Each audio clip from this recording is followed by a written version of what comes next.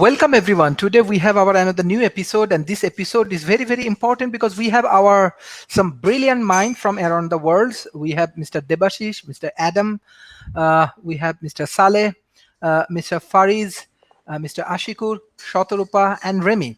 So I'm observing we have representation from Asia, Europe, and Africa. So soon I believe that my friend from other countries may join, but anyway, today we are full. So I want to start in that way. Actually, World Talent Economy Forum, this is our 364 episode. We are moving forward. We are engaging with developing world with the help of developed nations, and we have our extremely good board of advisors, and like all of them are famous scientists, uh, academicians, corporate personnel, politicians. Even we have our uh, different executive and representative from 100 different countries. So major objective for World Talent Economy Forums, we are discussing on digital transformation on education, because we are developing our think tank, and as we are developing think tank, we are observing developing nations has major gap in education. So how we can solve this educational problem, how we can engage with different kind of educational activities. This is our major discussion today. And in the COVID-19 period, we know that we have a lot of challenges. And most important thing, we need to overcome from this situation. We have our young panelists. Youth has different views. Hopefully, we will learn from the youth, as well as we will develop some research team, and we will do research on digital transformation on educations. I want to start from Mr. Adam. Mr. Adam, how are you? You join even our board. So how do you want to analyze today's topic? What's going on in UK, especially in COVID situation, how they're managing their education? Hi, Sharif. Hi, everyone. Thank you for having me here. Well, as you said, I'm in England, and I think the results of the transformational powers of digital technology and how it has affected education are for all to see. And we can witness the advantages of digital education and e-education right now in front of us as we speak. Being here now with you all is a testament to that. I'm in England. Mr. Sharif is from Bangladesh. I'm assuming others here are from Bangladesh and India and some from Africa as well. So these walls that separated talent and kept talented people apart, out of sight and out of sight and out of mind, you could say, those walls that kept us apart are no longer there anymore. And that is, and here in England there are lots of well, in my home city of Nottingham, we've got two universities. We've got Nottingham Trent University and just not University of Nottingham. So this in my home city, there's a fertile atmosphere for education, and over the COVID situation, this technology, this kind of digital technology, education was a godsend, not just for me, but for many other people as well, because we don't need to talk about how much the virus situation affected us socially and kept us under house arrest, kept us grounded. So to have these tools available to us was just miraculous, really. And I even though we couldn't really go outside too much, I could still keep in touch with my friends and colleagues, and I'm a writer mostly, so I'm involved in a few projects and a few different research teams, with this one included, and a few others where I use my skill set, which is mostly written, writing based writing. I would also help people with editing, and I'm also a proofreader, and I'm writing to. I'm involved in a few collaborations and co-authorships. So even during the worst of it, we were all in our houses mostly. I could still engage in these activities where I'm working with other people, not just on a laptop but my phone as well. And I always think of Arthur C. Clarke, the science fiction novelist, and one of his famous maxims was technology sufficiently advanced enough to be indistinguishable from magic. I love that, Mhm. and it really uh, it really speaks to me. And I know technology has a lot of downsides because you've got things like internet addiction and uh, people who maybe be a bit addicted to surfing, so they maybe have a task to do at hand and they get distracted a lot. But it also comes with lot of positives as well.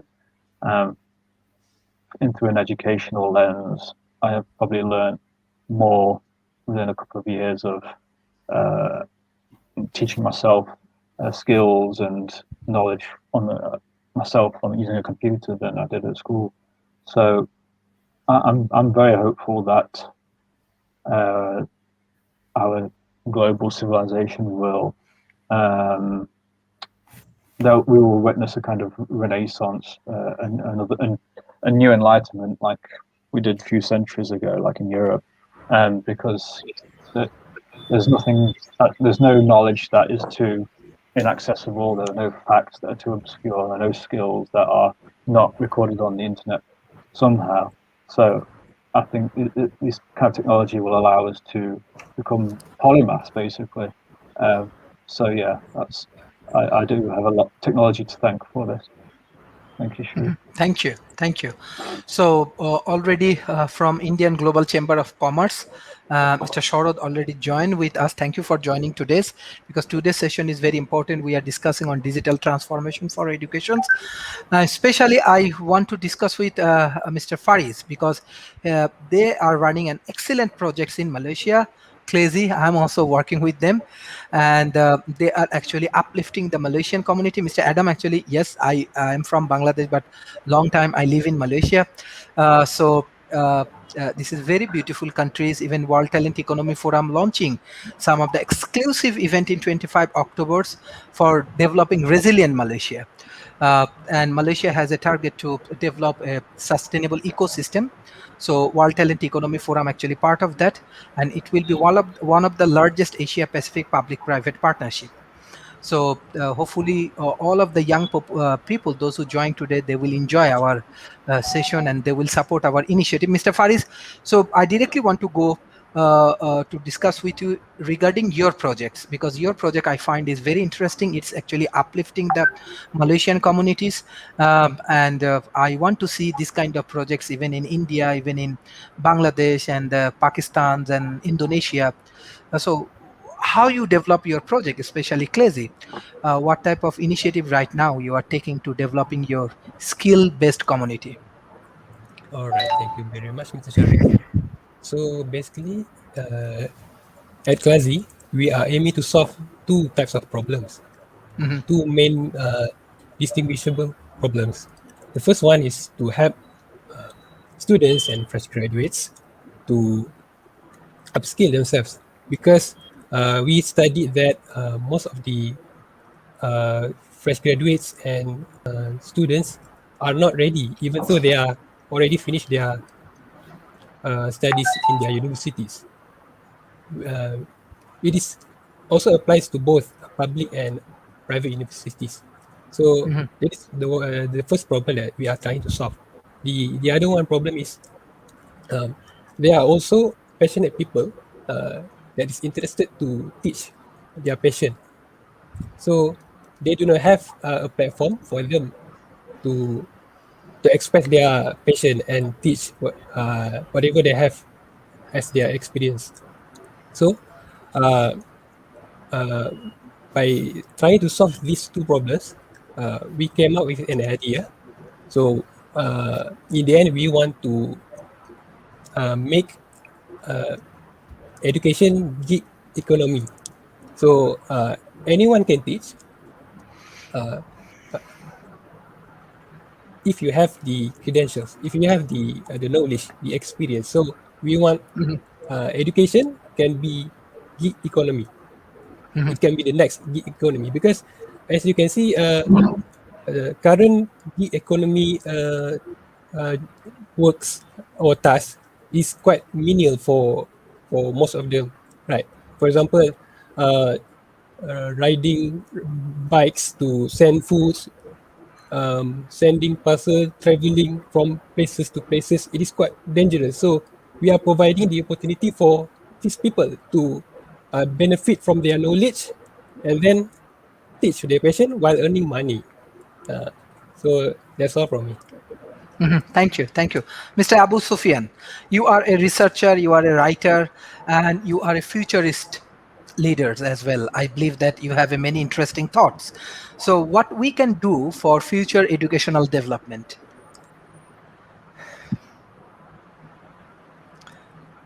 Can you unmute, Mr. Abu Sufyan? Yeah. Hello. Good evening, Mr. Sharif. Are you listening to me?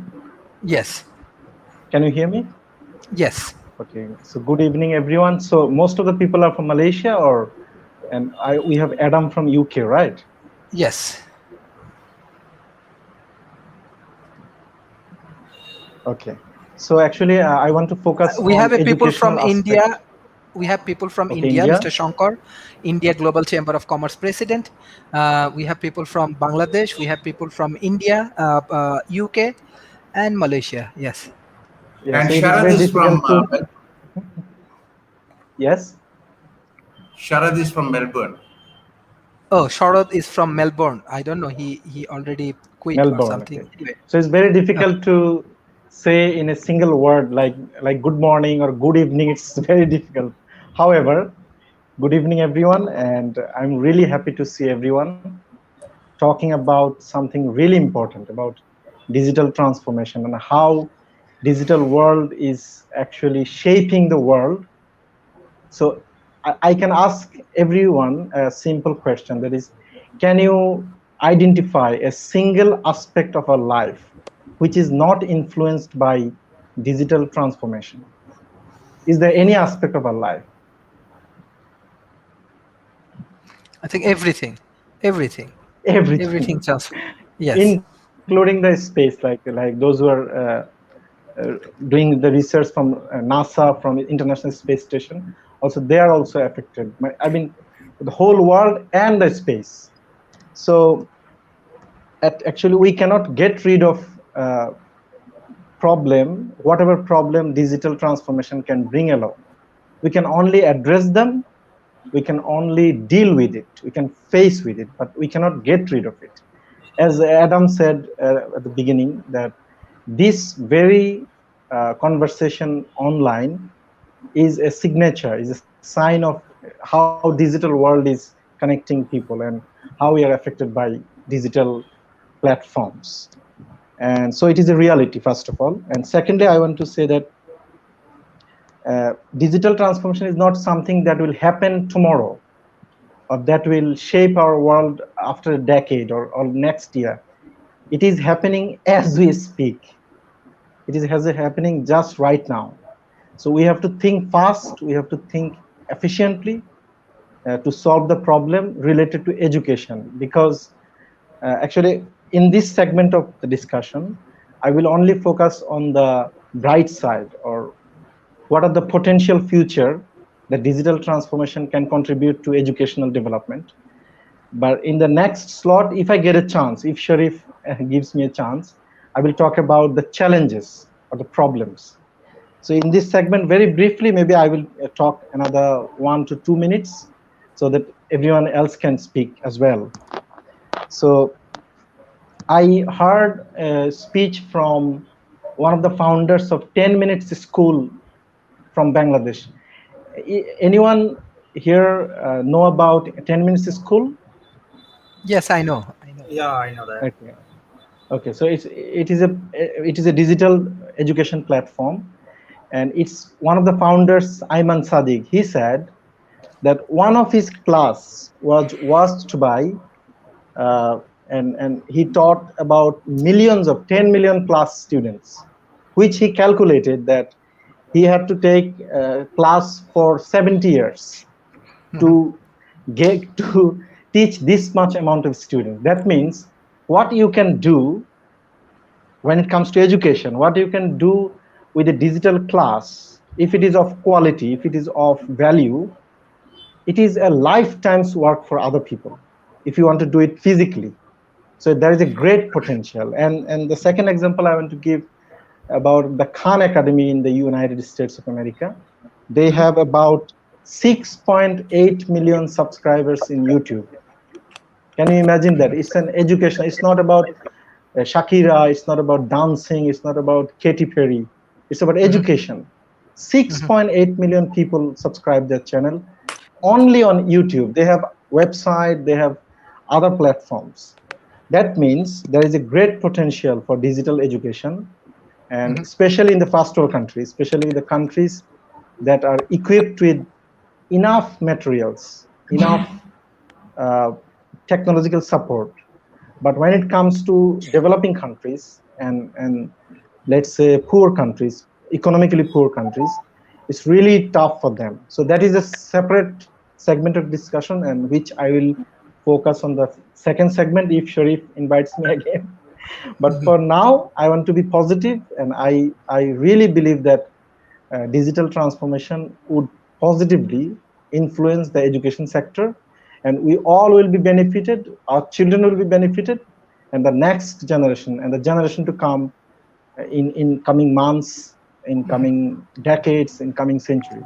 So we have to utilize the platform like Khan Academy, like 10 Minutes School, and teach as many people as possible. Thank you for inviting me. Thank you. This is an excellent idea. Actually, World Talent Economy Forum, when I started, I have the same idea. I'm happy that right now many university students like Remy today join. He is doing PhD on talent economy, and we are supporting them. Not only in Africa, many countries around the world and many universities, they are collaborating. We have 695 universities. Now they are collaborating with World Talent Economy Forum, and many research organizations, they are doing particularly research on talent economy, and we are supporting their research hub. And I believe not only this research and academic discussions, we want to contribute in economy through different kind of project development. We start with this Malaysian, resilient Malaysia. We are planning to develop climate change project around $5 billion. So our collaborations, we are trying to make it more project oriented, more practical, world oriented, and we need support. We need talent people like you. The talent people actually help us to grow our sustainability. Mr. Shankar, you are one of the excellent partner for World Talent Economy Forum. Perhaps you are one of the largest global chamber of commerce in India. And what's going on inside India, and especially in this education like sectors, what type of challenges you have, how you solving your problem?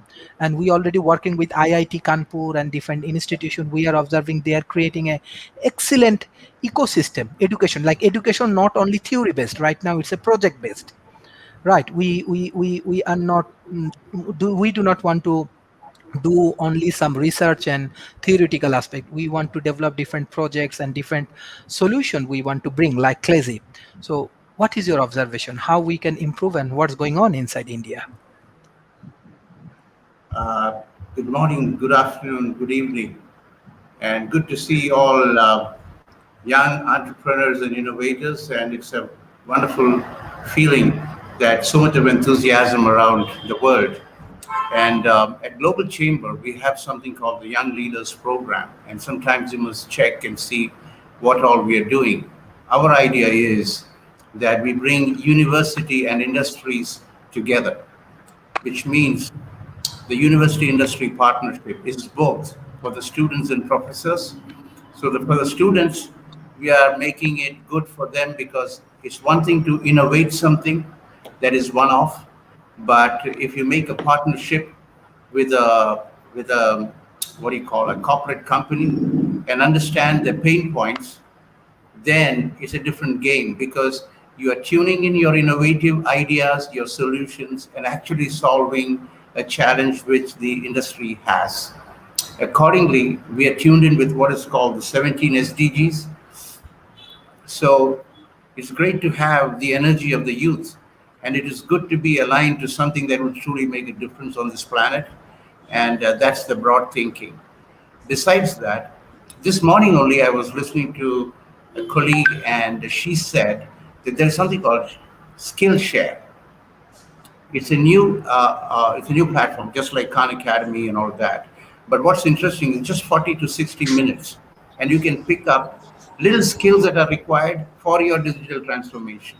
Because there are people who are skills offline, and today it's so important to show up online, to be able to put a video clip together, or to be able to articulate things in a way that somebody can pick it up. So, at the crux of the whole thing is the ability to translate what you know and reach it to where it can reach. Having said that, there is digital divide. Another friend of mine is actually working closely with Byju's, and he's also, just donating as part of his program, which is Professor Sharif knows him. He's gifting large amounts of laptops so that he feels that if there is one thing that is a weapon that can change the world, it is your mind, it is your education. And one laptop at a time can change the digital divide in India. And having collaborated with Byju's is going to make a tremendous difference. So, all said and done, somewhere the world is shifted. The new reality is already here, what we call as. And the new normal is here. And it is, we thought money was the interim reality. And having met Professor Sharif, I find that it is really the talent which makes all the difference. The new economy is full of resources, and I want to tell you all that you are already millionaires and billionaires. If only you know how to translate that onto the net, and that's what talent economy is all about. We're bringing all the resources possible from an AI point of view, machine learning point of view, how to take it forward with the best of best professors around the world from Ivy League universities and all of that. And you have access to many things today which wasn't accessible before. And we welcome all of you, and knowing very well that a startup is really a gift.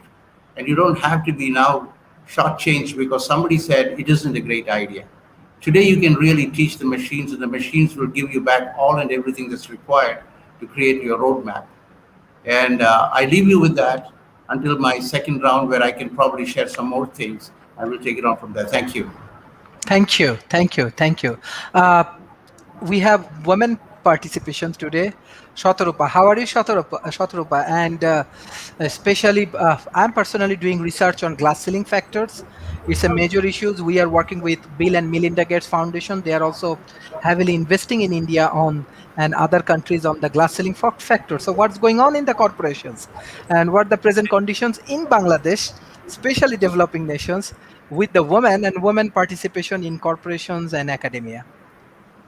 Okay, hi Rana bhai. I hope you are fine. So basically, in case of education and corporation in my organization, we are very much women focused, especially the IT sectors. That one of the project we have saying that green projects. So this is one of the best thing we have right now going on, and the one of the major issues regarding the academy or the corporation in digital sector, that education, how it actually relates or convert to our countries, that most of now we are doing work from home, remote works from 2020 when the COVID crisis started.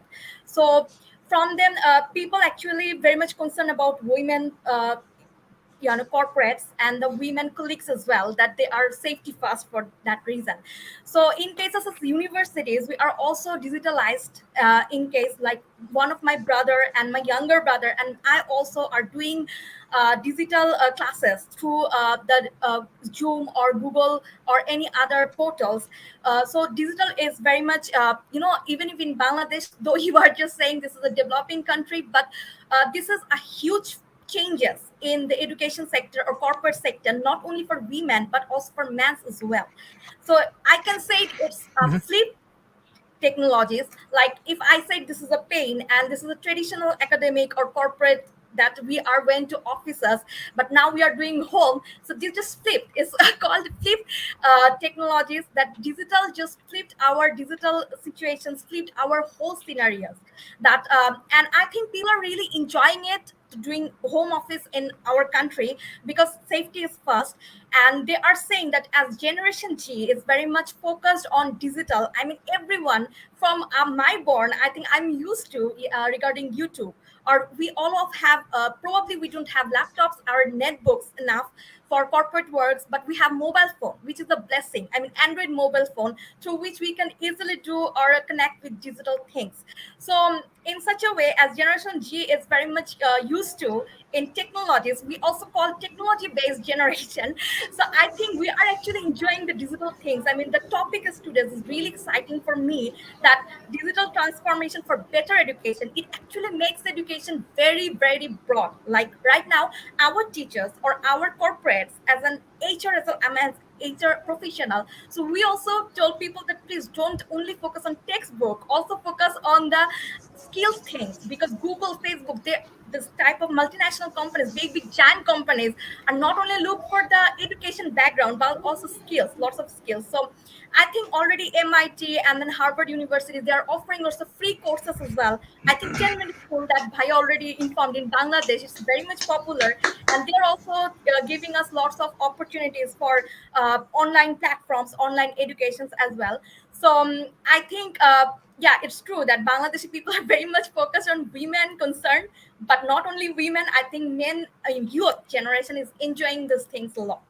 So I think this is a blessing, and it's actually make our life very easy and our life very better, because one of the researchers recently in Bangladesh, I have seen that almost 200 to 2,000 people every day access for education in through digital platform, different digital platforms, and almost 2 lakh students are just in monthly using digital platforms for education. I mean, in 2020 when COVID was just started, then what actually happening, our school, college, everything was closed, and we are just suffering a lot. Not only that educational problems arises, but also our mental health also hampered a lot, that what we are doing right now, everything stuck, everything stopped. So but now in our country it's also, I mean, changes a lot. We hope that we will do changes a lot as well.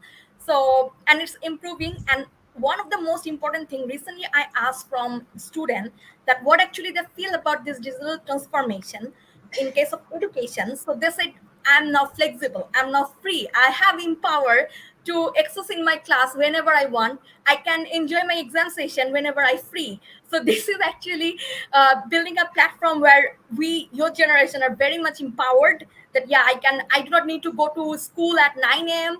and I have to close my school at 2 p.m. No routine life at all right now. So this what actually we're enjoying. So this is all about the changes, and I think parents also happy because they are trying to monitor us as well through laptops and netbooks.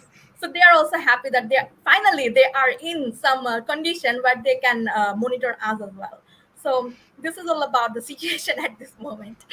Okay, thank you Rana bhai for the platform. Thank you, thank you, thank you. Mr. Saleh, you are also from academia and you have different views, especially on climate change and other issues. But I want to know, like, especially inside Dhaka, so how they managing these online educations, digital transformations, and I'm very big fan of industry, like how Mr. Shankar actually explained to this topic.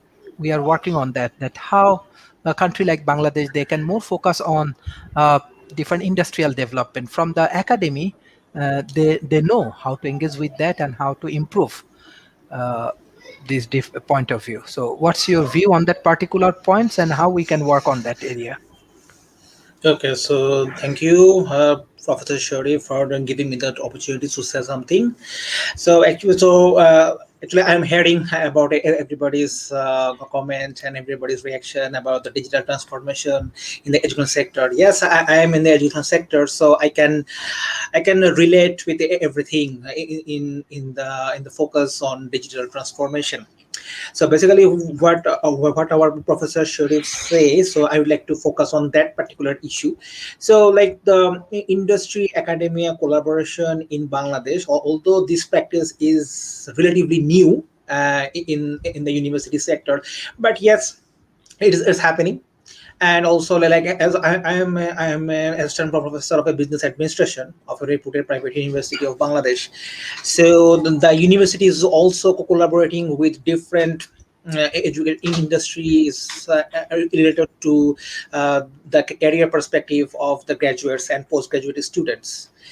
And another thing is that we can connect our industry experts very effectively and efficiently. So, for example, if I would like to invite a particular HR head of a reputed conglomerate in Bangladesh, so it will be very difficult for him or her to manage a particular schedule to give me in order to give a lecture in front of my students. Whereas the ongoing digital platform allows us to stay him or her at his or her workplace, and he or she can deliver his speech in front of our students. So that's a very good disruption, technological disruption that I have observed in this platform. So, in that perspective, I would like to share my own experience related to the digital transformation. So, when back in 2016, when I used to take a particular course in computer application in business. So that time I taught Microsoft Excel to the undergraduate students. So that time I felt that the students were having difficulties in understanding the formulas, because yes, when they were in the computer lab, they understood everything, but when they go back home, they they forgot everything, because seldom or students practice those formulas at home. So they actually refresh those formulas just on the eve of the exam. So that time I started making my lectures live on Facebook. So because and I created a Facebook group and added my students there. And when I make the class live, students who were not in the class, they also joined virtually, and they understood everything.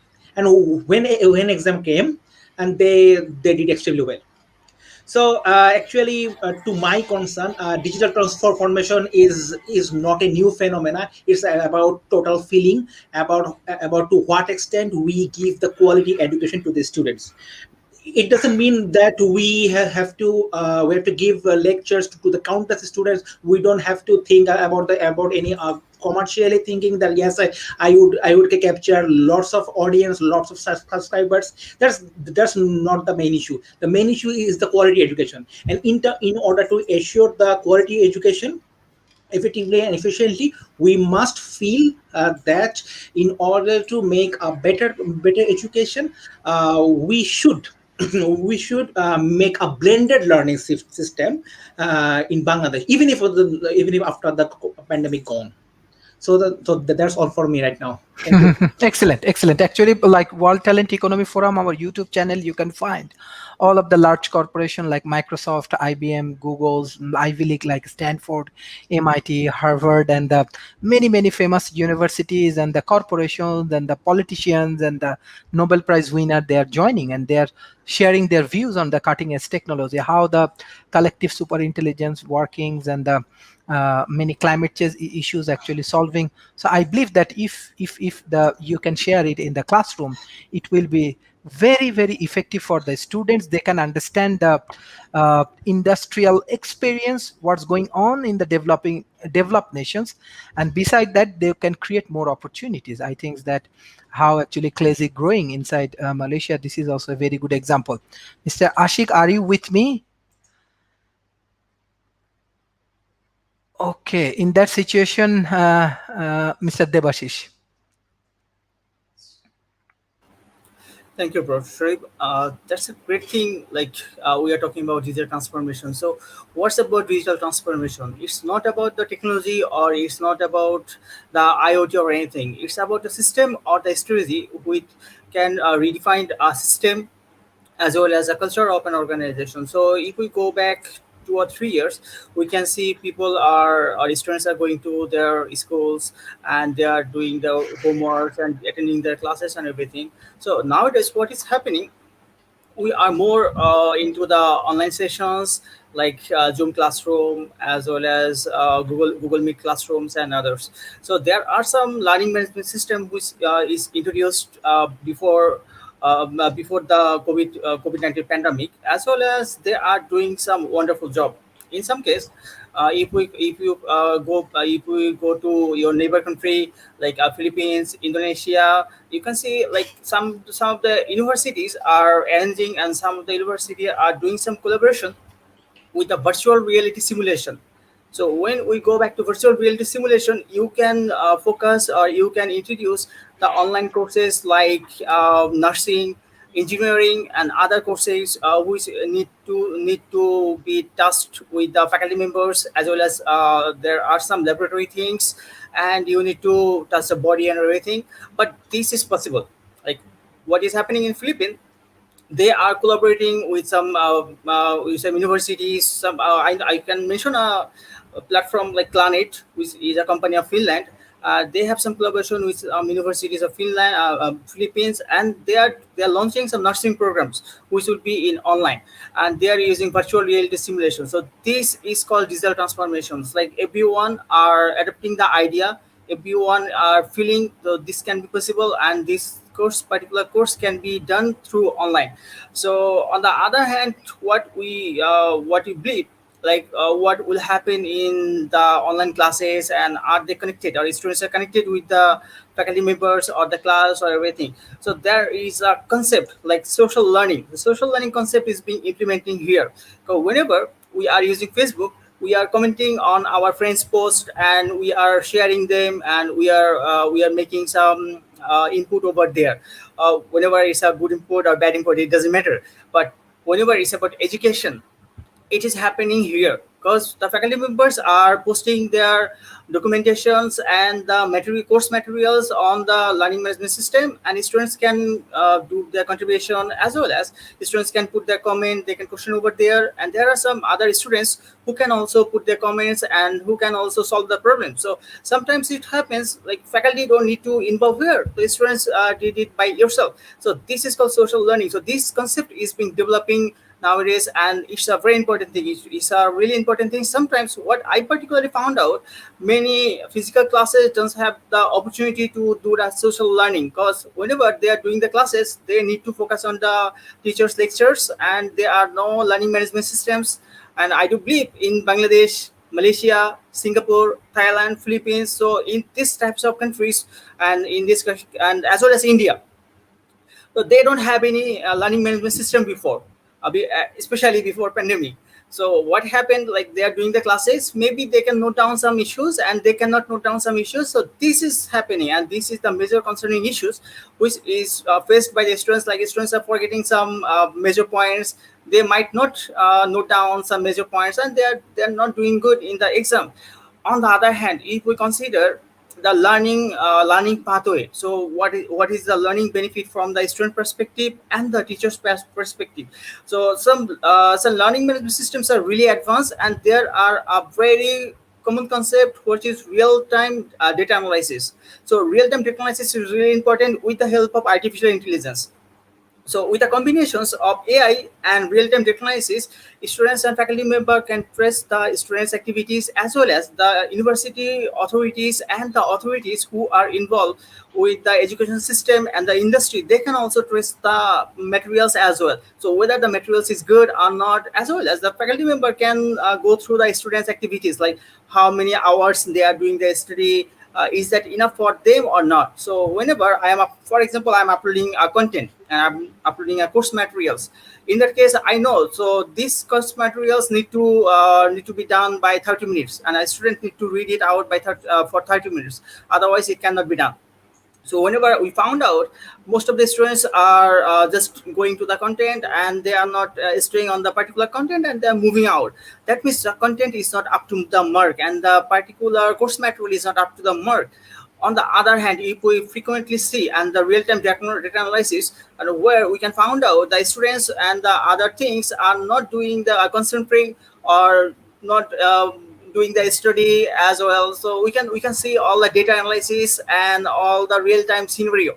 So there is a very good thing like digital transformation. This is actually a good thing. And some other point what I believe, like some other universities are discussing about particularly in Bangladesh, some universities are thinking about to launch some online MBA, executive MBA program or MBA program. So this is actually necessary. So whoever is doing a job or whoever is doing some work or business or anything, they might be very busy at their work time, at their office and other things. So what happened when they are going to the universities, it kills 2 or 3 hours sometimes. So this is a major concerning issue. They need to spend like 2 or 3 hours, and after that they are doing their classes and come back to home. So on an average, it's killing like 2 to 3 hours. So Mhm. these things can be minimized, and these things, this is a necessary things which will be Mhm. minimized through these online courses, through these digital transformations. And universities are now fond of like they are collaborating with the learning management systems. Like one of the most popular is Teams, which is provided by Microsoft, and is frequently and constantly designed for the university students as well as the organizations who used to track down their employees' activities, what they are doing, what the students are doing, and everything. Mhm. So finally, what I believe on the point of digital transformations, students can collaborate with all over the world. So they don't. If I am staying in Bangladesh or India or Malaysia, why I cannot join a class with a student who is staying at USA?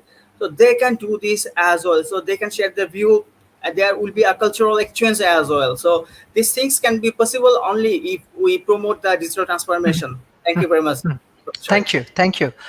Mr. Sharad, can Yes, you hear me? I can. So thanks for. I think that Yes. was very enriching. Just to let you know, guys. Sorry, I'm in Melbourne, so Yes. we are in middle of lockdown, so there's a lot of load, and for some strange reason, the internet. I guess it's you won't believe, but it's up and down. So that's why I was in and out. So very quickly, look. I represent a company called Skitter. I'm sorry, I can't switch my video on for some reason. So Skitter basically stands for Skills Training Practice, and I think I was listening to, is it Ahmed Fazi? I guess he spoke about skilling and upskilling of graduates or job seekers for that matter. So skills training is what we predominantly operate, or that is the arena. So we use AI and simulations, mainly applied simulations, to provide first of its kind, I guess one of its kind, I should say, virtual practice area, making so using smart combinations of applied simulations, we have built about 9 different practice tools. So we've got 5 different areas. First part is our LMS. So our LMS is basically where we have deconstructed the entire soft skills into micro nuggets, micro learning. As we understand this, I guess generation is more adapt to I guess smaller feeds of information or knowledge for that matter. The second aspect of our product is that um, we have this so after we teach them the theory, we take them into the practice area, where they go and practice different aspects of their soft skills, so starting from communication skills to body language to active listening to interview skills, critical thinking, and so on and so forth. And then it takes into an area where what we call Skitter Reflect. So this is a portal that where our expert coaches and tutors, they log in, and then they review the practice files. So all the practice files are captured in audio and video, and then they give their feedback. Mhm. And this feedback is what the learners take away. They repeat the entire cycle once again, so iteration over and over again. So the whole science behind this is to, I guess, very close to oracy, which is how a child learns to talk, or where father or mother, they keep repeating, you say this, say this, say this, and over time they learn, and that becomes part of their muscle memory. So just like by watching lots of videos, or I know when we started this about 2.5 years, we started building this technology. We started building it we conceptualized here in Australia. We started building it in India.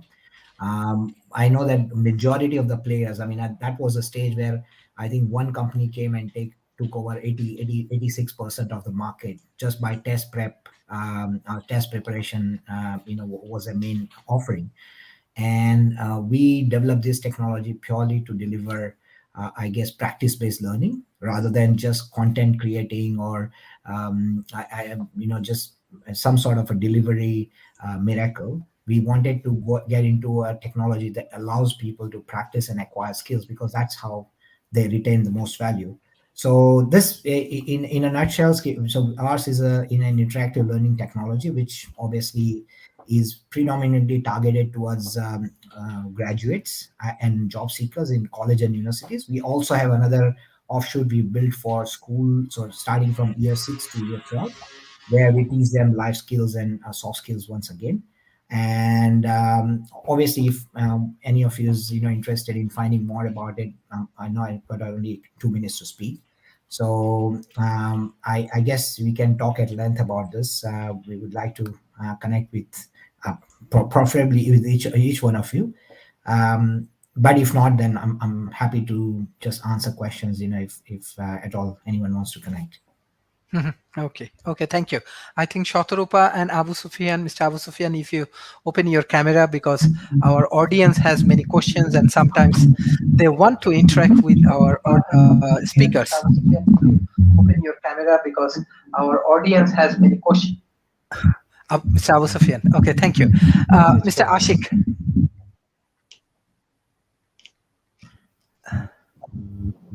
Mr. Ashik, can you hear me?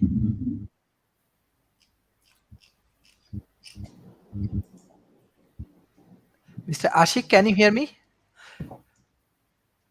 I think if he cannot hear me clearly, in that situation, Mr. Adam. Mr. Adam, you are transhumanist. And most important thing is that transhumanist taking a lot of initiative, especially for the educational development. And I just want to connect the academy and industrial relationship. Even Mr. Shankar and our forum, we are working on that area. Transhumanist is a beautiful concept, and this concept actually uplift the educational policy and activities. So what do you want to share with our speakers and our audience? Thank you very much, Sharif. I'm glad you mentioned that, because I was having some thoughts about this. So I was thinking earlier how the technology we're using offers more of an opportunity for learning and access to knowledge than ever before, maybe. So that leaves me wondering, why don't we have more polyglot Da Vinci-esque geniuses with a massively wide knowledge base covering multiple disciplines? Maybe providing people with vast libraries and storehouses of knowledge and wisdom isn't enough. I imagine, even if the internet didn't exist, if we erected a Library of Alexandria in every region, then I still don't think we would get any more multilingual Da Vinci and polymaths that way either. It's the inherent, it's the inherent pyramidal hierarchies that are inherent within large groups of humans where population density is quite high. One thing that troubles me the most, which is something I briefly touched upon during the first time I spoke, is how much access we have to more knowledge than ever before, like I said a few times already. But along with that comes more distractions than we have ever had to deal with before as well. And the habit of surfing and being distracted endlessly by music, YouTube videos, and so on, can have a little bit of a corrosive effect on one's attention span. And then over time, this manifests as an increasing inability to see things through until the end, so to speak. For example, reading the entirety of an article, reading the entire length of an article from top to bottom, from start to finish, or watch a 20-minute video, which isn't that long from beginning to end, or listening to a podcast, say an hour and a half long podcast, again from beginning to end. So what good is having almost cosmic level accessibility to gargantuan storage facilities where all knowledge is there for safekeeping? Or maybe not all. Even now, much knowledge is kept hidden and secret, but can be accessed using special techniques. If a sizable portion of the world's population doesn't have the self-discipline and patience to bother sifting through it, simulating it and analyzing it, remembering it, synthesizing different parts and putting all this knowledge to good use in the best application that it could be used for.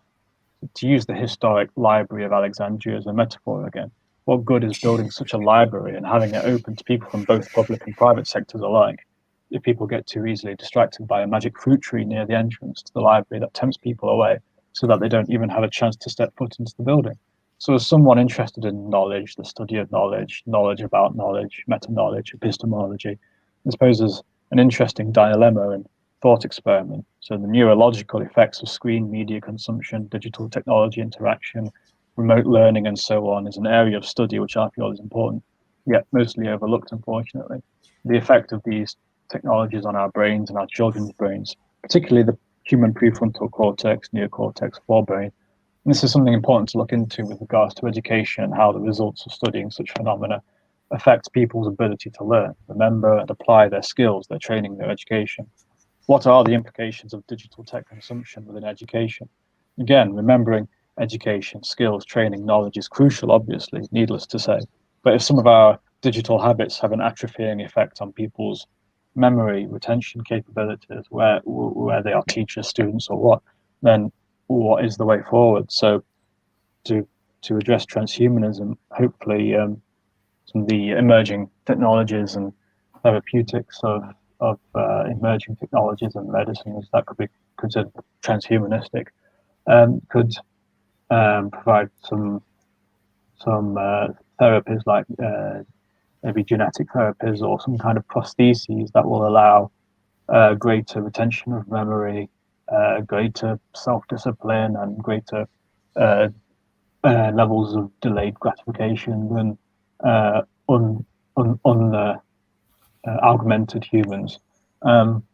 So, yeah, I think, yeah. Thank you. Thank you. Mr. Ashik, can you hear me? Mr. Ashik, can you hear me? I think he cannot hear us clearly. Mr. Faris, as Crazy actually solving the educational problem in Malaysia, you are actually developing skills in the local communities. So what's your plan? Like personally, I know you are maintaining your quality. You are providing services in some of the largest university like UITM in different universities. So what is the future? Even now there are many online education, too much of online initiative. So what's your plan? How do you want to survive in this industry? How you differentiate yourself? All right. So to tackle this problem, actually, we need to make the education very interesting to make people, to make students to engage with the things that they learn lah. And then our approach is in the future lah. In the future, we want to, but currently we are having for every month we have different themes, and then in the future we want to reward learners of the technologies the technology and the classes that we had at Classy, to reward the learners so they keep engaged and then they are interested to learn more. So the key is to make them interested and to get interested to study. Yeah. Yeah. Okay. Shatarupa, you are a corporate personnel right now. You are. I saw that Uber and some other interesting corporation you work. So I just want to know, like, now we are observing this policy like lifelong learning. Yes. So even all of the many, like corporations, they are even executive and everyone move with this process that lifelong learning. We have to learn. We have to learn the modern technology, AI and other things actually integrated, AI, blockchain, IoT. So we cannot say that okay, what we learned from the university is enough. So how like the developing nations corporation they are adapting this lifelong learning policy? Okay, thank you, Bhaiya, once again. So, in these cases, few days back, I had a meeting with Black University Careers Counseling Center, and they called me especially because I'm working in HR field almost for 3 years. So they are just asking that what kind of skills or techniques or techs we are actually expecting right now from the candidates. So we would request them to add some technological or digital based curriculums in our textbook. For example, digital cells. Right now in my organization, this is Bongo, Bangladesh first streaming platform. where we have departments like digital HR, digital sales, digital marketing. I mean, almost traditional things are absolutely obsolete because our work is fully streaming, I mean, online based. All right, so we actually prefer those candidates who have digital knowledges right now in a vast areas. Okay, and not only in case of business, I think in engineering sector we also try to help or build the people, and also suggested the career counseling centers and universities to add different kind of coding session, like code for students, code for coding or learning section, or analytic sections from the university students, so that they can learn this skill from the very beginning, and they can add values right now for our future. Because whoever now in school or college or university, they will be once again, they will be sometimes later, or 3 or 4 years later, or maybe 10 years later, they will be the future generation, and they will be the age professional like us. So as our education system is regularly converting in digital sites,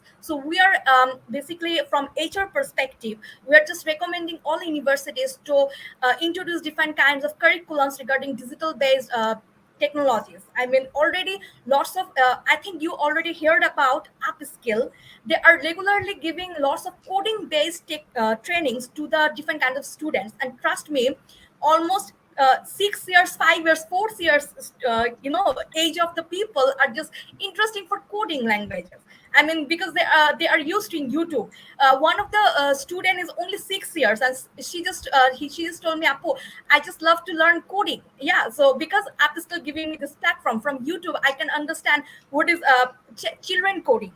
So these things are actually a burst challenge. I think it's called a revolution, and it will be starting from our academic session, so that we can build a future. I mean, digital future in very soon. So this is what my Yeah. suggestion for the future generation and for Yes, teachers excellent. especially. Like your corporation develop any case study on that points? Even I'm actually thinking how your employees, you are from HR Yeah, division, how your yeah, employees actually doing research, they are developing case study. Because as a business student, I saw that when we read any books or anything, example in Bangladesh, even India and other countries, they do not have their own story, own yeah, corporate yeah, story. We are just reading what's going on in KFC, going on this yeah. other developed nations McDonald's, yeah, corporations. We do not have yeah, we yeah. do not have our own case study. So your company or your organizations try to make these things. Or anyway, World Talent Economy Forum, we are fully focused on this corporate, because our educational policy and everything much more engaged. Like we are involving with corporations, and definitely developing nations has their own culture. They have Yeah, their own industrial story, they have their own in academic activities. But somehow it's because of lack of research or lack of collaborations, we are maybe our corporate even missing some point. Maybe it can be a valuable asset for them. So Mr. Sharad, you are working in Australia, but I just want to know that your up speak skilling activities or your startup, how it will be helpful for developing nations, or what the different things you are approaching which is not available like country like India, Pakistan, Bangladesh, even in Malaysia or Indonesia. Yeah. So, and it's a good question. So, because what I'm listening a lot is, um, what we are trying to do is, so if you look at India per se, so our product is, our entire context is Indianized, in that sense, because if you look at India, barring the top 5%, the 95% population is soft skills poor, I would say, because they need to be trained on soft skills. And soft skills, as Shankar calls it, it's a binding glue of all your hard skills. So I understand that there's lots of new courses which related to AI or coding or robotics, which need to obviously be introduced. We need to be made mainstream, which upskill or the peers are doing. Having said, the binding glue still remains soft skills. So if people do not know how to communicate, or people don't know how to listen, I guess in most cases, active listening is one of the, or they don't know proper body language or critical thinking, this can fall apart very quickly. So, and that is what is happening. So the Indian population, as far as the corporations are concerned, they are regurgitating the top 5-10% of the talent pool. So they are the ones who continuously getting new opportunities, or it's very easy for them to leave one job and pick another. Whereas the remainder 90% are still trying to make that entry level jobs, especially in universities where we are partnering. The main question comes down to, okay, I've got this degree, I've got a gold medal, because gold medal are plenty these days. How do I make an entry into corporate world? And if I do, how do I succeed? And if I succeed, then how do I keep rising to that level where I can become a people leader? So that's where I guess our soft skills or skilling comes in. As I guess Adam was saying, that it's important that it works on different levels. One is it becomes part of their muscle memory, or myelin as we call it, so that it becomes an automatic reflex for them to then communicate or act accordingly in certain environment. So our tools are designed in such a way, as I explained, that they allow members to practice and not just take knowledge. Because frankly speaking, any video based or any other form of knowledge that is imparted, whether it's in terms of a speaker coming and speaking for 45 minutes or an hour, generally the forgetting curve starts in 3 days, and scientifically proven that by fifth day most people forget what it is. A great feeling at that stage, and we've all attended, Tony Robbins and who are not, but on the fifth day, sixth day, you start forgetting. And if you haven't practiced, then unfortunately that's just a waste of, I guess, time and resource. So that's what our thesis is. We are trying to change that. Practice is how you learn, especially as far as skills is concerned, and that's what we are trying to do. And that's, we are trying to bridge the digital divide, or using the digital technology, trying to bridge the divide, so that we make it mainstream, so anyone can log into our skitter, because it's a cloud-based technology, and we're trying to price it in such a way that it becomes affordable, so that anyone can plug in and get skilled. And I'm talking about the rest of the skills as West operates, mainly soft skills, not just hard skills. Thank you. Mr. Ashik, can you hear me? Mr. Ashik, can you hear me? I'm sorry, I think he cannot hear me. So, Mr. Abu Sufyan, I have one question to you, because education and ethics, I think there is a noise from your side. Sorry, Mr. Abu Sufyan, education and ethics actually very important. And when I'm coming, Mr. Abu Sufyan, actually there is a noise from your side. I'm sorry about that. So education and ethics actually go hands in hands. But somehow the developing nations we are observing, we are actually discussing on digital transformations. But I have some specific point that when we are observing that the developing nations, especially the highly educated group of peoples, they also engage with different kind of corruptions and many things, which is actually like creating problem for our economical sustainability and development. And second things, like there are many highly educated group of peoples, they are involved. So let's say Mr. Sharad actually discussing on soft skill, Mr. Far is discussing on like a skill development, hard skill. Mr. Adam brings some transhumanist concept. What the new concept we can introduce for our young generations? They can learn both hard skill, soft skill. They can develop their philanthropic views as well as their ethical views. So how do you want to analyze the ethical views, Mr. Abu Sufyan? Yeah, perhaps. Am I audible? Can you Yes. hear me? Okay, thank you. So it is actually very difficult question to answer. Very good question, but I think I'm not equipped with enough information to deal with ethical aspect of the digital transformation, or how the government are corrupted and they're not utilizing the tax money properly and reaching out to poor section of the society or underprivileged section of the society. Very difficult question for me to answer, but I'm trying really hard to accumulate the thoughts together. So actually, I told you in my earlier segment of discussion that I would talk about some negative aspect of digital transformation, how negatively it could affect. So in some way, my points would answer your question as well. So can I go with that? Yeah, sure. I hope it will be helpful. So I want to start with, Adam was talking about distraction, right? I also believe that every light has its own shadow. So if you just light up a candle, definitely it will have some shadow.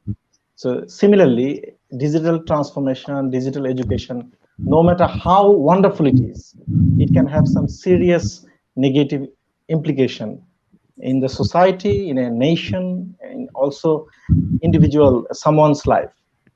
And I want to mention one of the whistleblowers from NSA, if you heard his name, Edward Snowden. So one of the objections, one of the criticism of Edward Snowden towards the US government is that if you capture and record and store every single data, every single phone call, every single communication that the billions of people are having every single minute, then actually you are accumulating nothing because you are collecting everything. So we are actually over flooded with information, as Adam outlined very articulately, more beautifully than me, that how overwhelming the information is. And so this is a drawback of digital education, actually. Like, it is just one click away how to build an atom bomb. You can just literally search. You can, so how to cook egg or how to cook noodles or something. I mean, anything you search, there are hundreds of thousands of millions of information out there. So this is a drawback. And secondly, distraction, like Shaturpa also was talking about how happy the young generation is. Like, they are from home, their parents can observe them.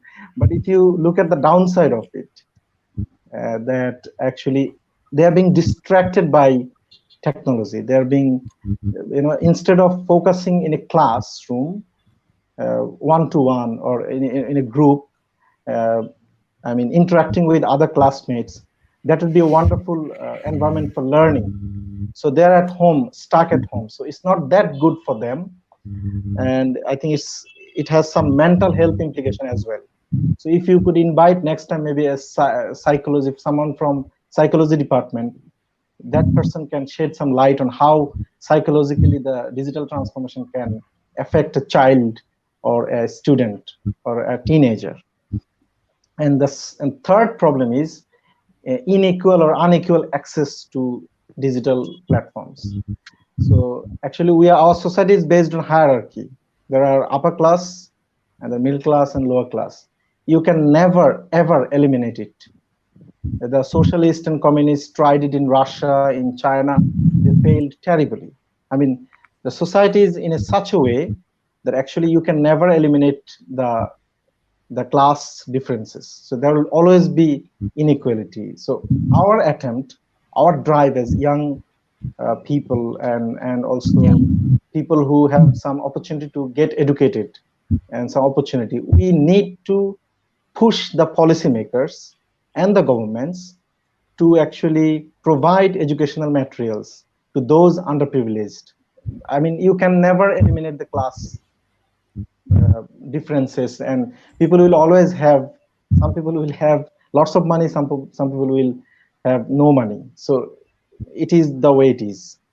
So this is another problem this is the third problem. And fourth problem, which is perhaps the most dangerous one, is the reliability of knowledge.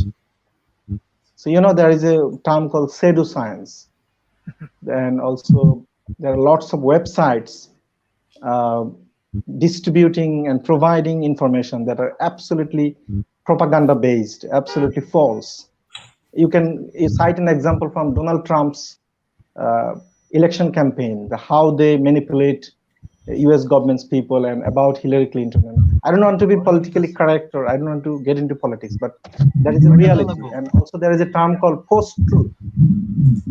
I think some of you have heard already about the term post-truth, that we are living in an era, even some people even have doubt about Holocaust that has killed 6 million people, and say they have some confusion about Holocaust.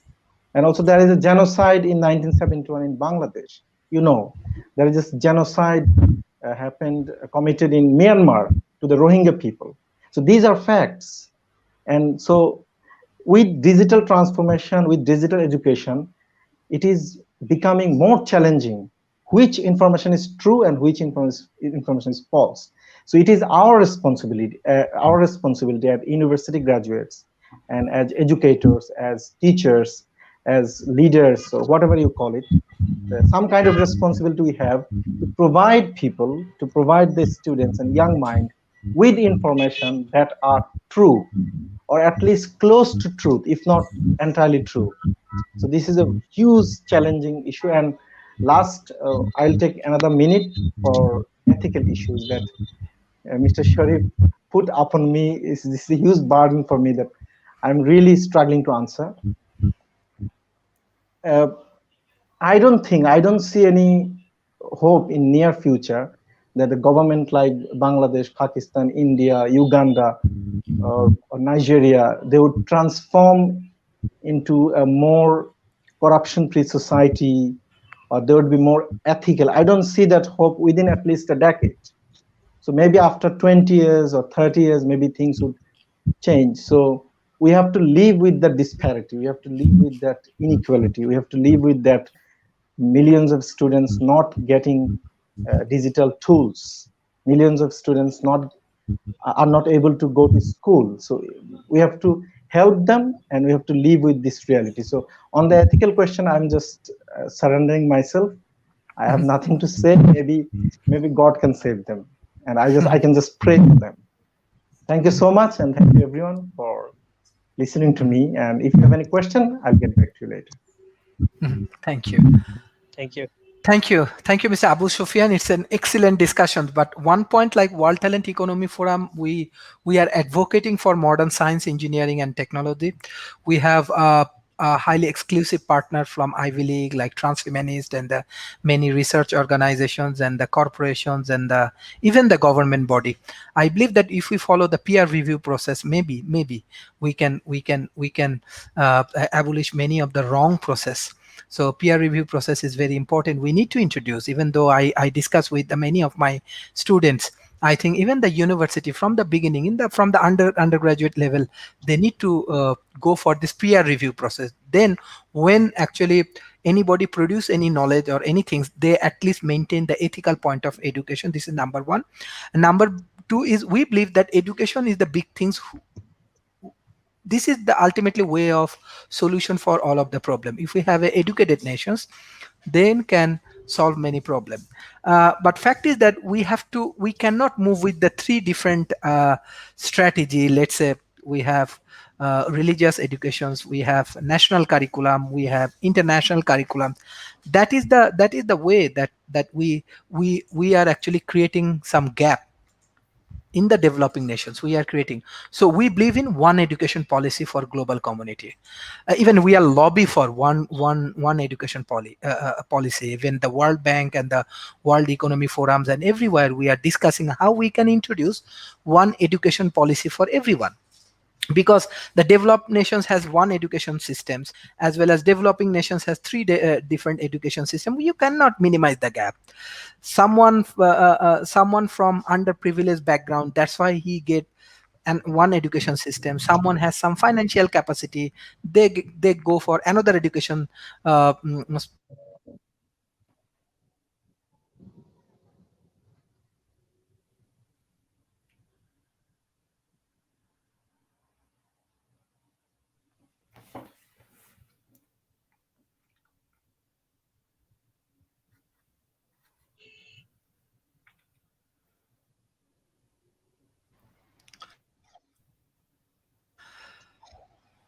I'm sorry about that. So that's why World Talent Economy Forum, we are focusing on one education policy for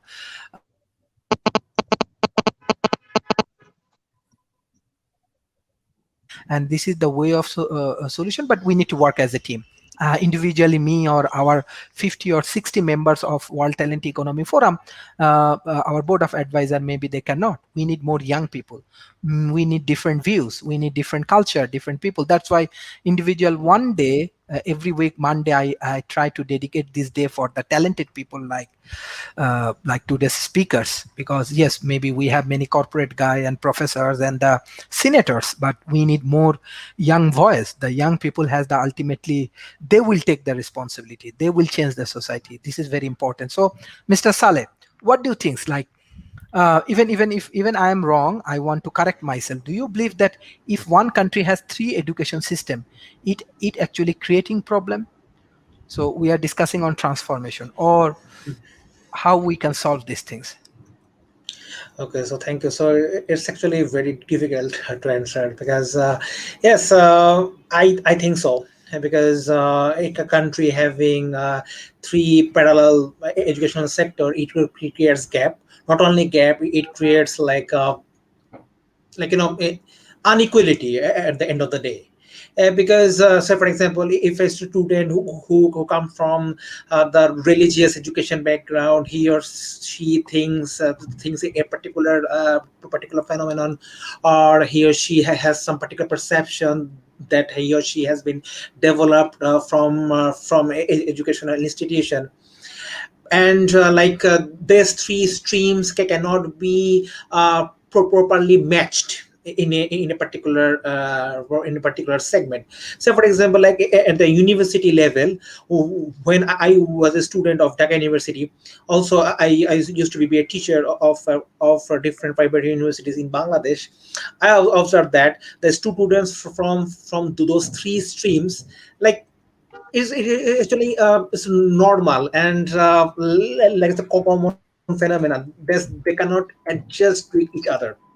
So it would be great if we create one educational platform, and I am also personally an advocate of supporting this cause.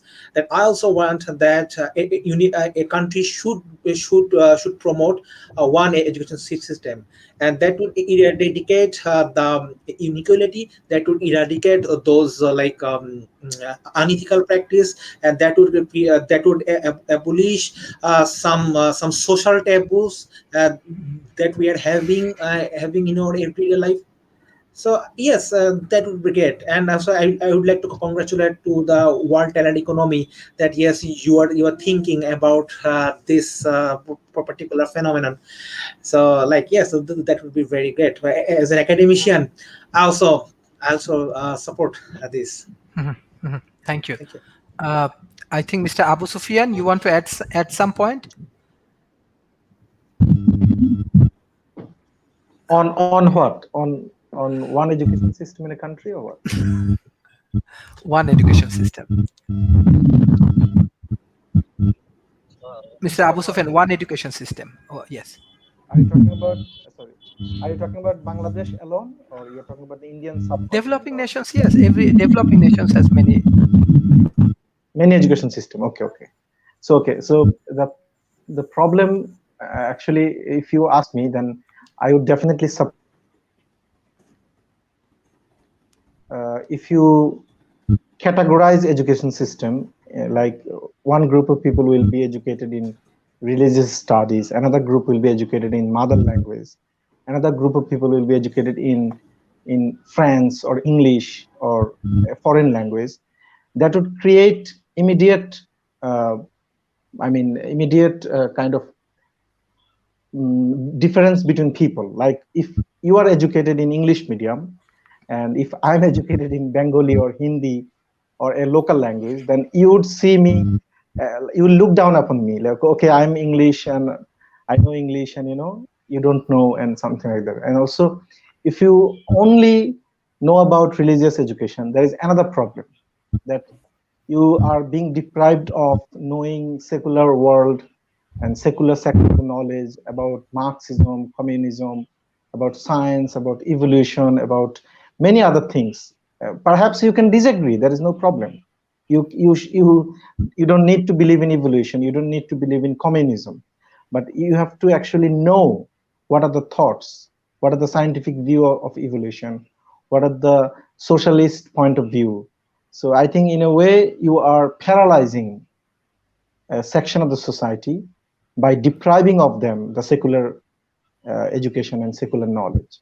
So, it's a chaos. I think in Britain, in the United States, in Canada, I don't think this kind of disparity in education exists. They have a unified education system, as far as I know. If I'm wrong, then Adam can correct me. But as far as I know, they don't have this kind of different kind of education system. So we have to get over it. We have to implement one education system for all citizens and everyone. And there is nothing wrong with learning about the Bible, learning about the Quran, learning about religion. You can do a PhD on it. Like Cambridge University, Harvard University, they have School of Divinity. So there is nothing wrong about learning about religion or practicing it in person. So, but there is a problem if you devise an education system only based on Christianity or only based on Islam. Then you are. It's not good for the students. It's not good for the nation. It's not good for the world. So we have to incorporate one education system. Thank you. Thank you. So I believe we are in right track. We are actually advocating for one education systems, and especially, yes, in developing nations has that kind of challenges. Even from our Indian friends, we discuss on that points. Even you can check our other shows on education. You can find they also believe that one education system for developing nations can be helpful. And I also believe that if you read Quran, read Bibles, or read Gita, this is not bad. You can learn from there, but for our improvement, we need modern science, modern engineering and technology, and we need one education system. Actually, when a human come to this world, they do not have any kind of who is poor, who is rich. There is no differentiation, but our system actually put him someone in the poor system, someone in madrasa education system, then someone in national curriculum, then someone in an elite group of people. So this is one of the major challenge. I don't know, but we need a team. We need collaboration. We have to do more research, and especially the developed nations. I request many times, I request them, do not put your money and the taxpayer money for war, for like imperialisms and this kind of thing. Better you invest on education. You invest your money and your hard-earned money, your taxpayer money, like Britain, like USA. You should invest in education. That will be life-changing. That will be effective. That will be helpful for this global community, and especially the developing nation. That's why we are developing this talent economy. We know that talent is everywhere. Talent may be in India, maybe in Bangladesh, maybe in Malaysia, maybe in Silicon Valley. They are in UK. We never know. So we need to connect all of the talent in the same platform. Mr. Debashish, so what's your view on that particular point? We are transforming. We want to transform something. Well, technically, I agree with all of you, and this is a concerning issue for all of us as well. Because I think it's more into the context, more into what the into education scenario, the context they are providing, what the curriculum they are providing. I think government should ensure these types of things. Like the context should be same for all of them. All of them, the context cannot be different.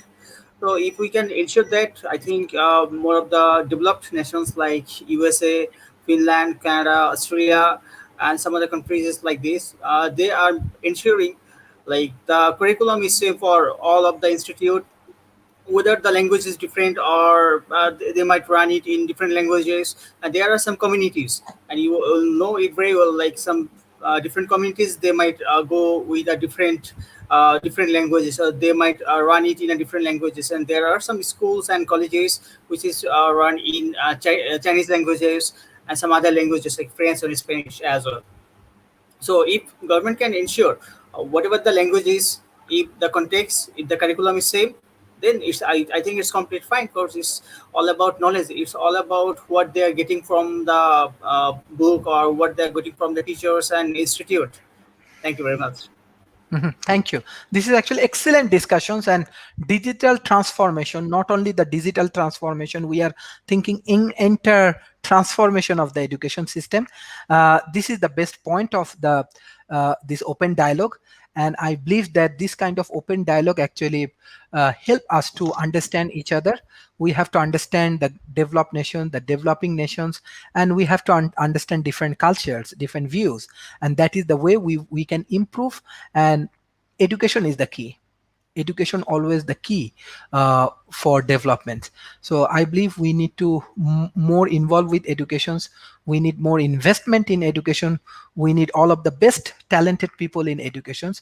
And our World Talent Economy Forum, our objective, we want to create 1 million talented. We want to connect 1 million talented around the world, and who can contribute for their nations in a proper way. So thank you for today's discussion. I directly want to go for the concluding remarks, and I request all of our speakers and the audience, please share our content with your government, with your corporation, with your academia. I believe we have very interesting thoughts and all of the important personality from around the world. It will be life changing. It will be effective for everyone's. It will be, how should I say, it will create a great mentorship. So yes, I'm lobby for developing nations. Yes, with the help of developed nations, because they have resources, they can support the different kind of initiative. But this is from the COVID, we can understand we need to work together. We are global citizen. Maybe we are from different culture, different background, different country, but we have to work as a team for solving this global problem. So thank you everyone for joining today's session. I'm really impressed by your thought. I'm really impressed by how you analyzing the whole process, and I have a core confidence on this youth community, because youth can change the communities. And yes, we have our board of advisors and the many famous personality. They can be our mentor. This is the way we can work as a team. So we are open for research. We are open for training and developments. We are open for world-class consultings, and we are open for collaboration. Those who want to collaborate with World Talent Economy Forum, we are open for that. Thank you everyone for joining today's sessions. Mr. Adam, what's your concluding remarks today? Thank you, Sharif. I noticed you mentioned lifelong learning a few minutes ago, and that is an idea I feel is very important to try and instill within students. I would say a lot of people do make the fatal mistake that learning stops as soon as school is over, college is over, uni, PhD, masters is over, and particularly if these credentials were challenging or nightmarish even. So they breathe a sigh of relief, and the idea of trying to learn anything ever again brings traumatic flashbacks. Which is unfortunate, of course, and it's similar when people enter into the world of work. Their schedule is so busy that even if they want to learn something more deeply, they may feel unmotivated or unenthused. Although having said that, one can learn on the job, of course. They can learn as they work. And I think all of that needs to happen is a simple change of mindset. Every moment in our life is an opportunity to learn and to learn something new. So we should have more. We should try and create more lifelong learners in our students. Thanks, Sharif. Mm-hmm. Thank you, Mr. Faris. All right. So we need collaboration between everyone here, the government, the private institutions, to make it possible to transform education of digital. Yeah. Mm-hmm. Thank you. Mr. Ashik, can you hear me?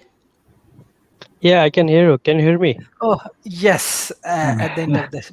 Okay. Okay. So, okay. What's Hello, your everyone. concluding I'm remarks? Ashik. Okay, I just came to the conclusion. Before going to the conclusion, I want to add something that in Bangladesh, there are huge amount of people involved with their studies. It's like more than 50 million people is involved with that. If we categorize in 4 different areas like professionals, uh, graduates, and primary educations, and the secondary educations. Basically, the most suffered segment is the primary education, because they doesn't have easy access to the internets here. Okay, so they have to depend on their parents and others. In my country, it's really difficult to get involved with the regular education in this pandemic situation. So the more research should be going on. That is how to involve the segment who are involved with the primary education in our country, because you can see the professionals are uh, much more easygoing with this technology, and they are really doing many kinds of online courses like academia, LinkedIn, and Khan Academy, 10 minutes school. But the primary segment, the students, the kids, they are involving with this education system, the the fresh bloods who are really coming to this segment and learning the whole new areas, they're not capable and they're not easygoing with this uh, technology.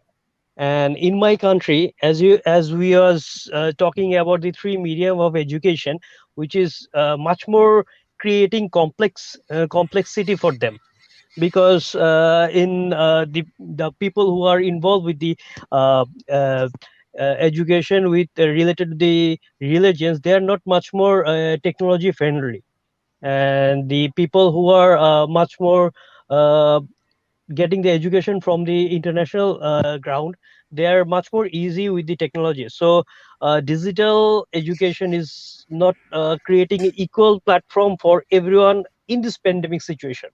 So now I think that was a very good area which was chosen, that investment should be done in the area who are much more suffer. And as you can see in Bangladesh, their number of the primary education is around 20 million. So it's not a very small segment for the world people also. So we have to be much more focused in investment and how we can bring this segment into the uh, right direction. Otherwise we will lose lots of young and fresh talents, and that will be a great loss for us. And that is my concluding speech. And sorry, it was a really harsh day for me. I was in the way Understand. home. Thank you. And Okay. sorry, everyone.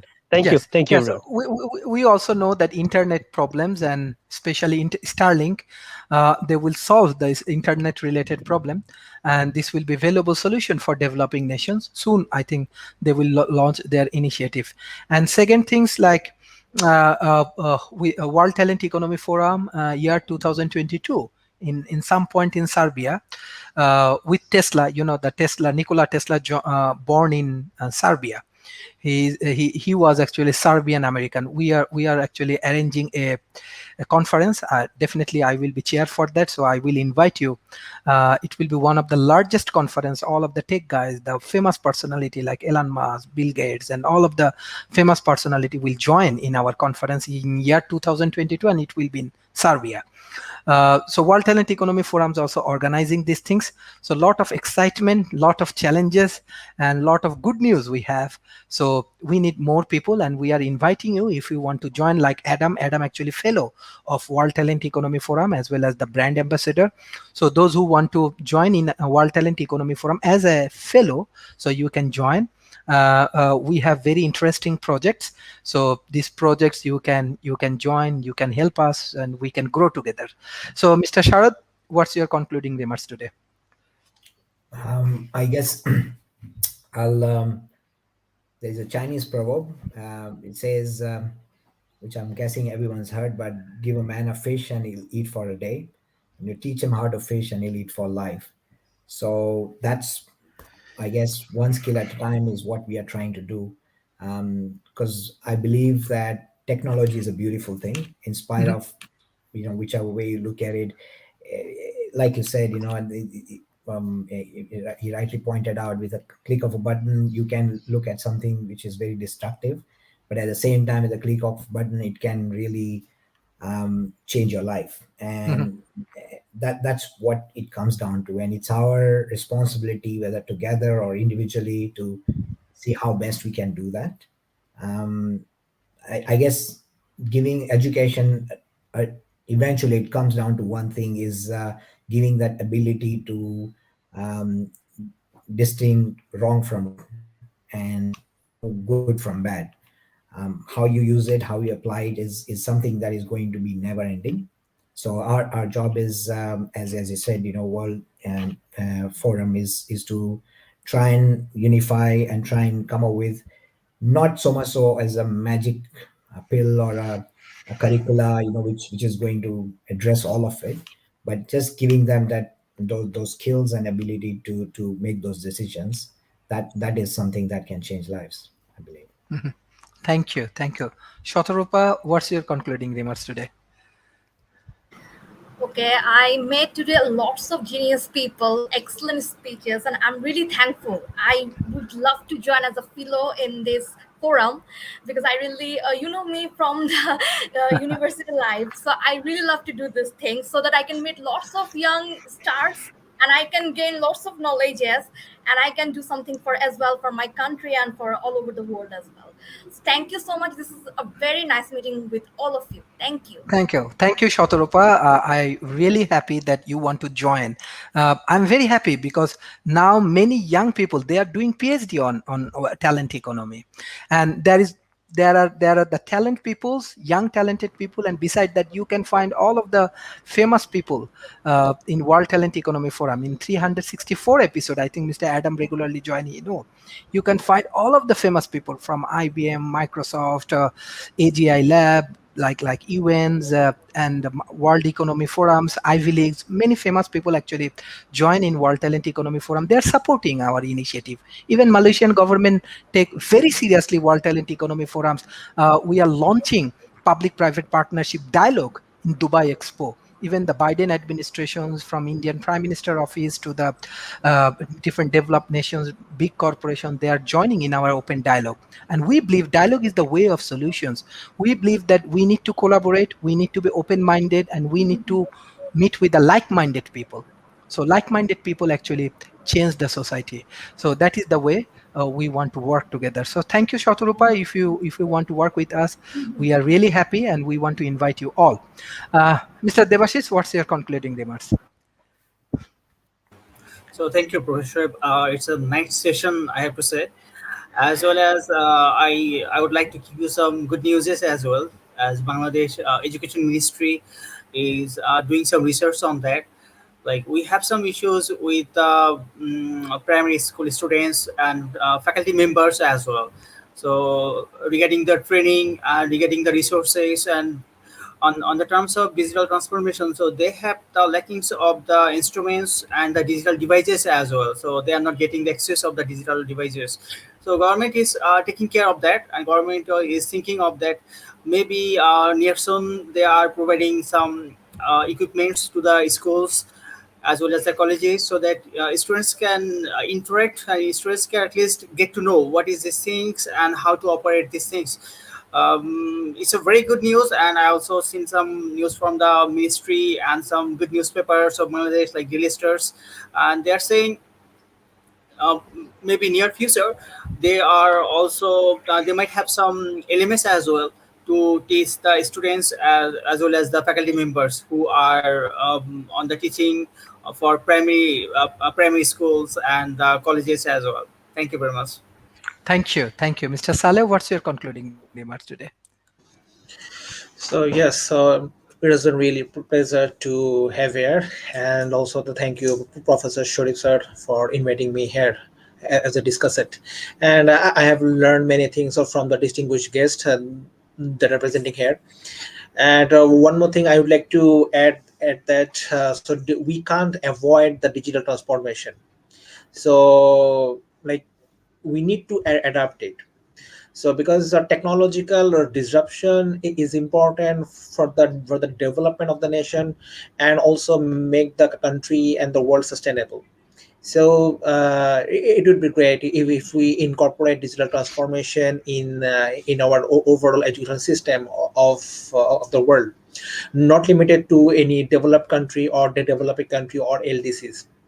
And last but not the least is that as I'm an academician, so I would like to add that we are trying to accommodate the digital education systems in our curriculum, and we also incorporate some recent phenomena like big data, artificial intelligence in our syllabus. but the thing is that we also have to comply with some standards, or we have to comply with some guidelines that despite having our intention to learn our students upgraded knowledge, sometimes we are offhand due to those obligations. But yes, so we are actually we are we are trying our level best from the core of our heart. Also, we are trying to develop our students, and we also telling our students that students, yes, we have this syllabus according to the UGC guideline or according to the Ministry of Education, but you should learn the upgraded knowledge from your own, as we have some limitations, and you must accept this. But these are the new phenomena you must learn of from yourself, because education is nothing but the self sustaining. We the teachers cannot cannot teach everything. If we are aspirant to learn a new thing, then that would be the outstanding. So thank you so much, Professor Sharif sir, for inviting me Mhm, here. mhm. Hopefully, Thank you. I'll be join with you as a fellow. So thank you. Thank you. Actually, even we need to develop the startup nations.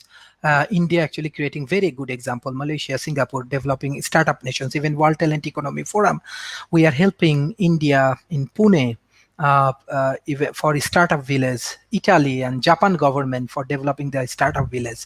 So we need to develop the startup nations. We need to develop skills. We need soft skills. We need proper policy. We need uh, more entrepreneurs. Maybe from there, from our young communities, we can get our next generations, Mark Zuckerberg, or our next generation, Elon Musk. But definitely, education is the key. We have to think seriously about educations. We have to develop our startup nations. We need to like collaborate with startup village. So many countries taking the initiative, but I request to the developing nations, you need to be more proactive. Climate change will be the next challenges. Many challenges actually coming, and we need solutions. And the young people, those who can create solution, they will be the part of talent economy, and they will be the asset for the country. So we need to act fast, we need to act globally, and we need to move our local communities. Mr. Abu Sufyan, what is your concluding remarks, and what the philosophical aspect you want to uh, share with our audience?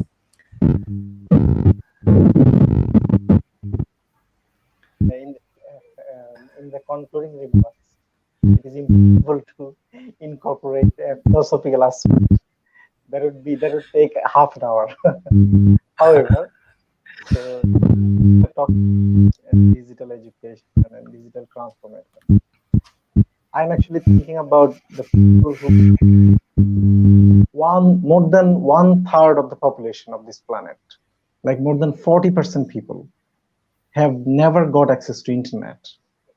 So I'm really feeling sad for them that, and we need to uh, help them to get access to internet. 40% is a huge number, almost 50%. So that means like 4 out of 10 people on this planet don't have access to internet. So that is a very unfortunate thing to learn, and I'm really saddened. So I think you will also work for them, those people, those who don't have the internet and digital education in their life. So hopefully in the future they will get it. And secondly, I want to thank everyone and to listen to me and also with patience.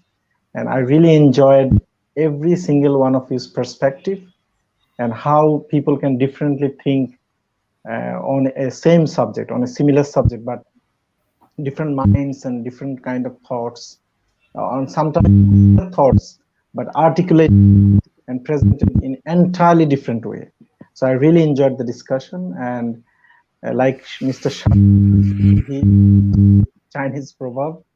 So I want to conclude with a quote from Einstein. He said that the job of the education, I'm rephrasing, and the job of the education is not to teach people facts or teach the students about facts, but to train their mind to think.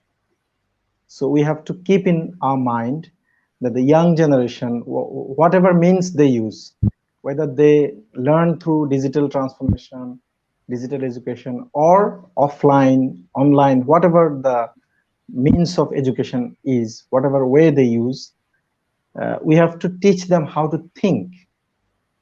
But unfortunately, most of the education system in the world are just teaching the fact and imposing the previously found facts and data on students, rather than letting the students think, letting the student question.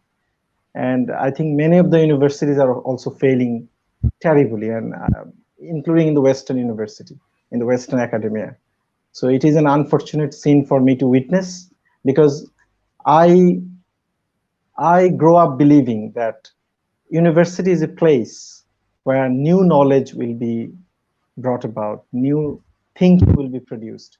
But unfortunately, graduates are learning the same facts over and over again, and they're not producing enough. So I think that is something we should focus on. And thank you very much. And special thanks to our anchor host, Mr. Sharif. He is just, investing his blood and sweat and energy and resources to build this platform. And hopefully we will support him, and I will always be there. You knock me, you can access to me through internet, through email or whatever means you prefer, and I'll be there. And thank you so much, everyone. Thank you. Thank you. Thank you. Thank you everyone for joining today's sessions, and we believe that with Starlink, maybe many of the developing nations internet access related problem will be solved. And beside that, we have many innovators, right? Transhumanist is our partners, and they have many world famous scientists, intelligence persons we have already in our team. So don't worry, we are innovating more interesting things in the lab, and definitely we will motivate the scientists and the corporation and academia and government to invest on developing nations, because developing nations has a lot of people. Asia Pacific, you are right, 40% populations, and most of the people actually young, 57 to 60% population actually young, and they will be the asset for the futures. So thank you everyone. This is excellent session. This is really great session for us, and this is a great collaborations, and hopefully we can develop a meaningful think tank. What actually Mr. Abu Sufyan said, that yes, we want to create a think tank, because we need positive thinker, we need a critical thinker who can find out the solutions, and we need some fresh blood to achieve our objective. So thank you everyone. Bye bye and take care.